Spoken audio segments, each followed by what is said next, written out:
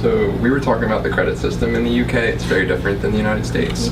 You have two options for classes, 10 credit or 20 credit classes, and that does not mean that it's like equivalent to like 3 times or 6 times the amount of work of a Pitt class. You need to take 60 credits for a semester. So I chose to take 3 20 credit classes, and I didn't understand like the numbering system. You know, it's like IQ 3102. It's different than the United States completely. I just signed up for one that I thought was interesting, seemed interesting. It turns out it was for third-year students, and third year is the final year, so basically senior students in international politics, global health and international politics. I was really scared when I found out it was a third-year class, but you just had like a big essay at the end and a big exam at the end, kind of like she was saying. And my 2 other classes really just had like a couple papers.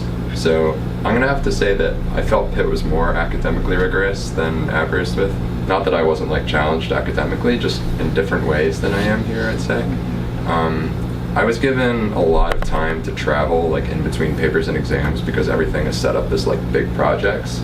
So I would really just recommend taking advantage, if you're in Europe or anywhere really, if you have like big great like gaps like that, take advantage of that time to travel around, because it's really easier than you think and more inexpensive than you might think. It's so much cheaper over there than in America to travel.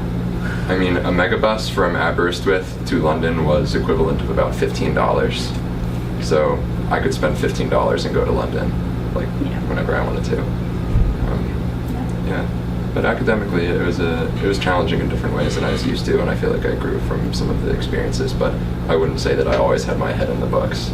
I know it was like super easy. Like I went to my advisor and she just said, pick something that looks interesting to you.